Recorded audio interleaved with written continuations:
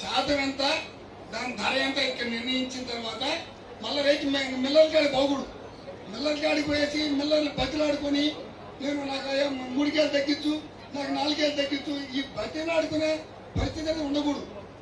రైతులకి మిల్లర్లకి సంబంధం ఉండకూడదు. కొనుగోలు కేంద్రం కానీ రైతు ఆగిపోవాలి. అదొక్కటి పరిశీలన చేయండి సార్. నమస్కారం. ధాన్యాన్ని ఆరబెట్టుకోవడానికి కళ్యాణాలు లేవు సార్. 17% ఎంఎస్పీ అనేది ఇక్కడ కుదరని పని. కొద్దిగా కళ్యాణాల మీద కూడా మీరు దయవుంచి చర్యలు తీసుకోవాల్సిందిగా కోరుతున్నాను సార్. ఆనంద రామరెడ్డి గారు చెప్పినట్టు 4 రోజులు 3 రోజులు 2 రోజులు నీళ్లు ఆహారం లేకుండా అక్కడ వెయిట్ చేసిన పరిస్థితులు చాలా ఉన్నాయి సార్. ఇక్కడ బ్యాంక్ గ్యారంటీతో ట్రాన్స్పోర్ట్ జరగాల్సిన విషయాన్ని మీరు కొద్దిగా పరిశీలించాల్సిందిగా కోరుతున్నాను సార్. మాకు ఇక్కడ కొనుగోలు కేంద్రం దగ్గరనే బస్తాలు కానీ మీరు కానీ సప్లై చేయగలిగితే, అంటే ప్రతిసారి మేమే ఇస్తామని చెప్తున్నారు సార్. చివరికి ఆచరణలో అందడం లేదు. 2-3 కేంద్రాల సంఘంలో ఈ పిఎస్సిఎస్ కానివ్వండి, వెలుగు కార్యాలయం కానివ్వండి, పెరమన ఇటువంటి 5-6 కేంద్రాల్లో మండలంలో పెడితే అన్ని కేంద్రాల్లో కూడా మాకు బస్తాలు సరైన సమయానికి అందడం లేదు. సో ఆ టయానికి మాకు బస్తాలు రాకపోవడం వల్ల మేము తప్పనిసరి మిల్లర్ని ఆశ్రయించాల్సి వస్తుంది. మనం ఇక్కడ అందకపోవడం వల్ల మిల్లర్ని మేము ఆశ్రయించినప్పుడు అతను చెప్తున్న డిమాండ్కి మేము ఖచ్చితంగా అంగీకరించాల్సి వస్తుంది. ఎందుకంటే ఒక్కరోజు లేట్ అయినా ఆ ధాన్యం మాకు మేము రాసిపరిస్తే మేము అతనికి ఇవ్వాల్సి వస్తుంది. కాబట్టి మీరు పూర్తి స్థాయిలో కొనుగోలు కేంద్రంలోనే మాకు పూర్తిగా ట్యాగ్ చేసి ఒక స్లిప్ ఇచ్చేస్తే మాకు మిల్లర్ తోటి ఎటువంటి సమస్య లేదనేది మా అభిప్రాయం సార్. ఓకే నమస్తే సార్. సార్ నా పేరు మురళీ కుమార్, నా సంఘం గ్రామం సార్. సార్ నేను 15 సంవత్సరాల నుంచి మా కుటుంబ పరంగా మాకుండే పొలంలో వ్యవసాయం చేస్తున్నాను సార్. అయితే ఈ 15 ఏళ్లలో తెలుగుదేశం ప్రభుత్వాన్ని చూశాను, కాంగ్రెస్ ప్రభుత్వాన్ని చూశాను, వైఎస్ఆర్ ప్రభుత్వాన్ని చూశాను, మళ్ళా తెలుగుదేశం ప్రభుత్వాన్ని కూడా చూస్తున్నాను సార్. అన్ని ప్రభుత్వాల్లో కొనుగోలు కేంద్రాలకు సంబంధించి మీటింగుల్లో మాత్రం ఖచ్చితంగా మేము మద్దతు ధరని అమలు చేస్తాము, అమలు జరుపుతాము. మా ప్రభుత్వం ఇన్ని మెట్రిక్ టన్నులు దాన్ని కొనుగోలు చేస్తుందని లెక్కలైతే విన్నాను సార్. కానీ క్రింది స్థాయిలో ఆచరణలోకి వచ్చేసరికి ఏ ప్రభుత్వంలో కూడా పూర్తి స్థాయిలో మేము రైతుగా మేము లాభం పొందలేదు.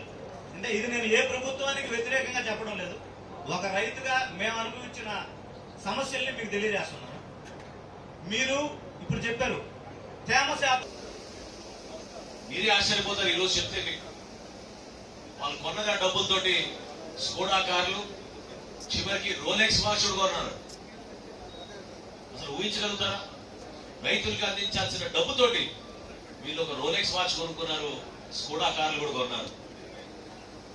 ఆ ముఖ్యమంత్రి గతంలో జగన్మోహన్ రెడ్డి గారి పరిపాలన జరిగిన తీరు, దాని గురించి మాట్లాడేందుకు ఈరోజు కూటమి ప్రభుత్వం ఇంత చిత్తశుద్ధితోటి ఇన్ని ఆర్థిక ఇబ్బందులు ఉన్నా కూడా మేము చేస్తున్న ఈ ప్రయాణంలో మొట్టమొదటిగా రైతుకు భరోసా ఇవ్వాలి, నిలబడాలి రైతులతో మేము చేస్తున్న కార్యక్రమాన్ని ఈ విధంగా వాళ్ళ స్వలాభం కోసం వాడుకున్నారు.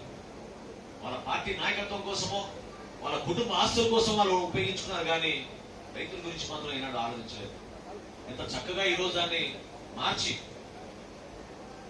మీకు ఉపయోగపడే విధంగా రేపటి రోజు మీకు వర్షాలు పడినా కూడా మీరు ఈ రోజున జగన్మోహన్ రెడ్డి గారు మరొకసారి రోడ్డు పైన వచ్చి రైతుల గురించి మాట్లాడుతున్నారు. ఇంత నష్టం కలిగించారో మీ అందరికీ కూడా తెలియాలి. నేనే ఆశ్చర్యపోయాను.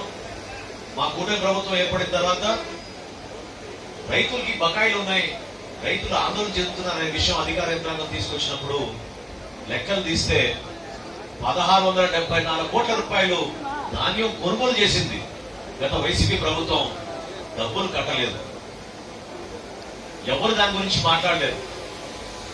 ప్రశ్నించే నాయకుడు ఎవరు ఉన్నారా చెప్పండి. ఆ రోజుల్లో కొన్ని ఎవరైనా సామాన్యుడు ప్రశ్నిస్తే, రైతు ప్రశ్నిస్తే కేసులు పెట్టి ఇబ్బంది పెట్టేవారు.